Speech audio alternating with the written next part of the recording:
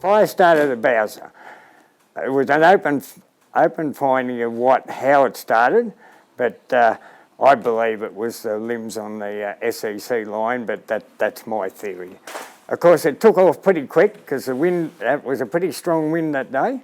The wind later in the day on a hot north wind generally goes around to the west, and so it virtually went, it took a direction roughly about, you'd say, west-northwest for a start off, and headed straight towards the Eldorado Road.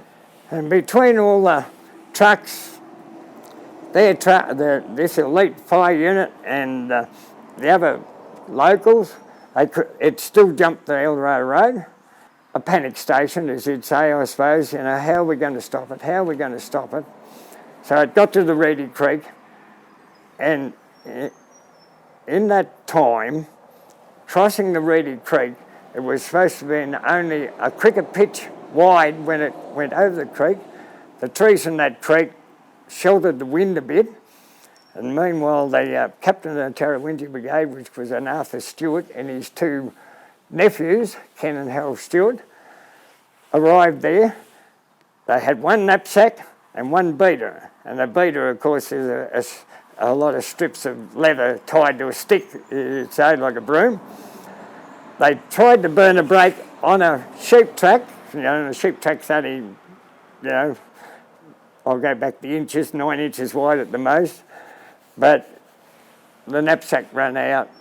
They had no other water. They did see a truck coming they thought was going to come and help them. Didn't arrive. The fire got away from them. So the decision was made then, and it would have been between the captain, Arthur Stewart, and Bill Richardson. Well, we've got to get to the next lane and try to burn a brake on the next lane, which was Whitens Road.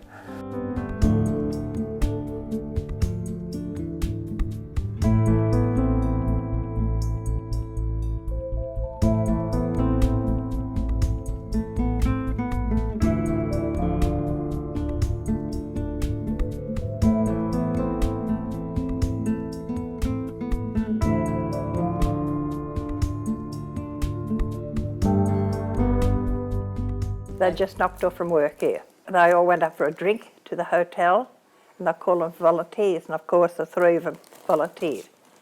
And Dad said, well, I can't be long because it's Little's birthday today. I've got to get home. So they were volunteer firefighters, and naturally when that happened, they all jumped to it.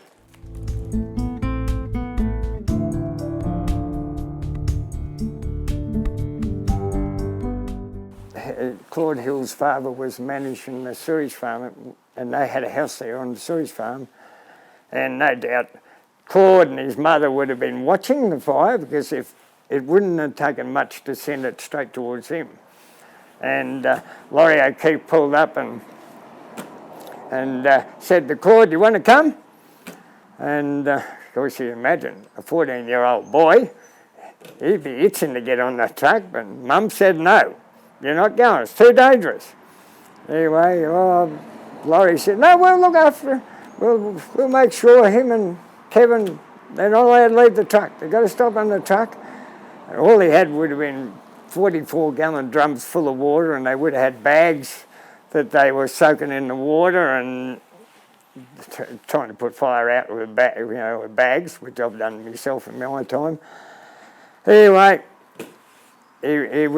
his mother said, oh, right, let him go.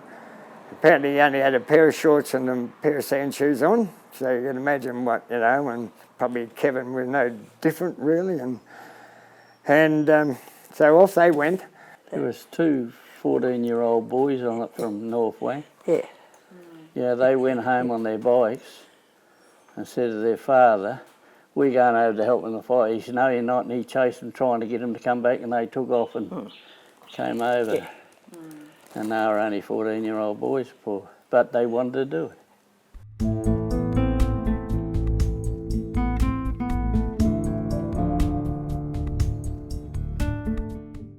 You can imagine those fellas when they got on that elite fire truck, coming up the Hume Highway, to come to Petticoat Lane. And they would have been sitting on there thinking, oh, we're going to stop this fire. We've got the, there's not another fire unit around like this one, and we've got 300, there was two furphies joined together, 360 gallons of water here.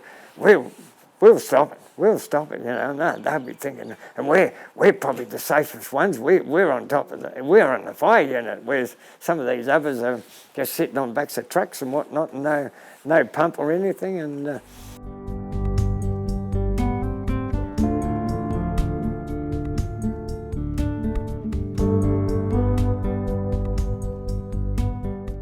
so they made a decision they'd see if they could burn a break on Whitens Road. Well, the time they got there, it was too late.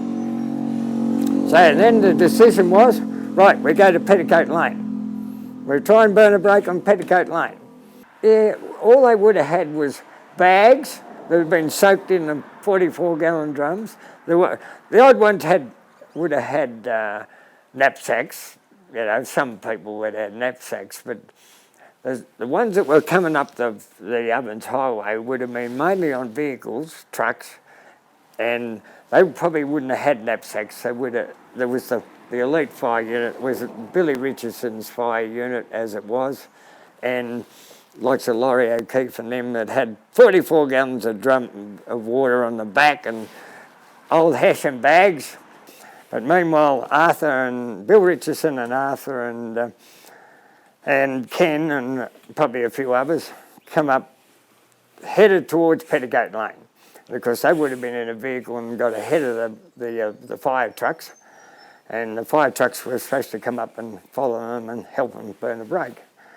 Well, that's when the disaster.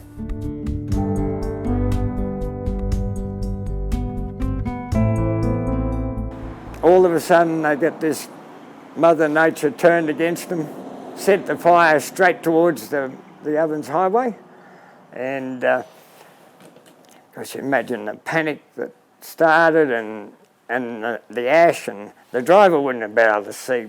He tried to turn it around. Well, you know, everybody says, oh, why did he try to do that? And why, you know? Look, you can't undo once been done. He tried to turn it around. Unfortunately, the front wheels went into the gutter, bellied the chassis on the side of the road, couldn't budge an inch. But then Mum looked out, she said, I don't know if it was a truck or a haystack went up, but all this black smoke went up. And she thought, that's a truck. Some of them, of course, survived the fire. I think George survived the fire. He got badly burnt, but I believe he tried to make a run for the river. The river's fairly close there, but he did survive the fire. And of course, those others, like Betty Kenning's father and them, some of them hid behind trees and whatnot. And well, really, I don't think anybody, I think everybody panicked that day, really. I mean, the men went down Petticoat Lane trying to put it out with the leather battens. That's all they had. It just hit them that quick that they didn't have time to even, as Des and Betty said, no time to think that what they do and they never. A lot of them had probably. Okay, they might have been volunteer firefighters, but they never struck that sort of thing before in their lifetime, probably. And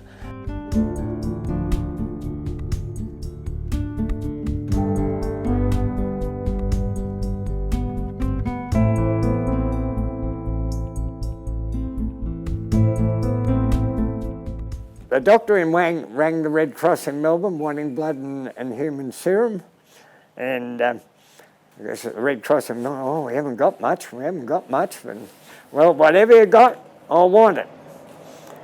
Well, there was two ladies, I don't know their names, I only wish we did, and I hope we might be able to make contact somehow with them.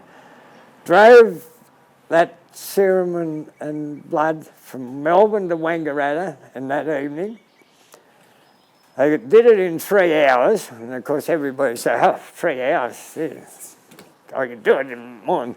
But you think, they had to drive through every little town, they had to go over the railway line. Now the trains weren't going to pull up for them, but I dare say the police might have got phone calls in those little towns to give them the right of way through there, I'd imagine, I would think. But they got up here in 3 hours, and I'd say there was a few people that it saved their lives.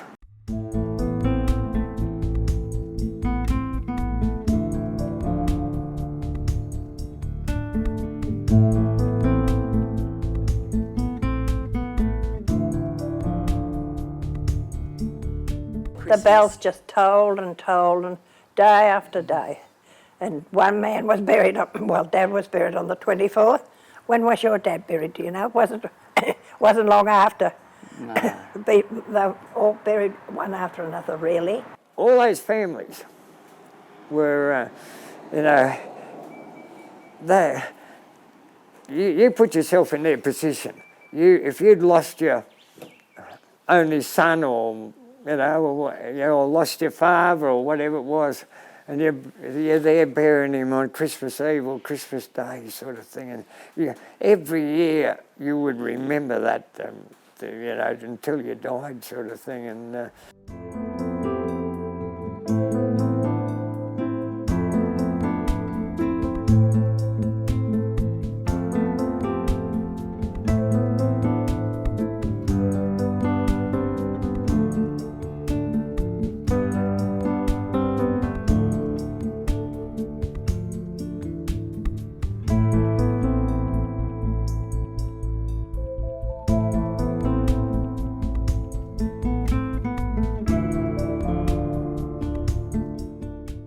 My mum never ever got over it. She couldn't talk about it. They never did. Never talked No, about it. it was We just never did. no. come out to help fight the fire, to help the residents of landowners of Tarrawingee sort of thing, and which included some of my family. They come out to help, volunteered to come out to help and gave their life, and it's a tragedy that none of them owned any land in Tarrawingee. One chap, Andrew Guthrie, was a manager of one of a property down there, Miss Coffee's, but none of they didn't own anything out there, no assets. They just prepared to come out and help. Well, I wished it hadn't have happened. I wished he hadn't have gone.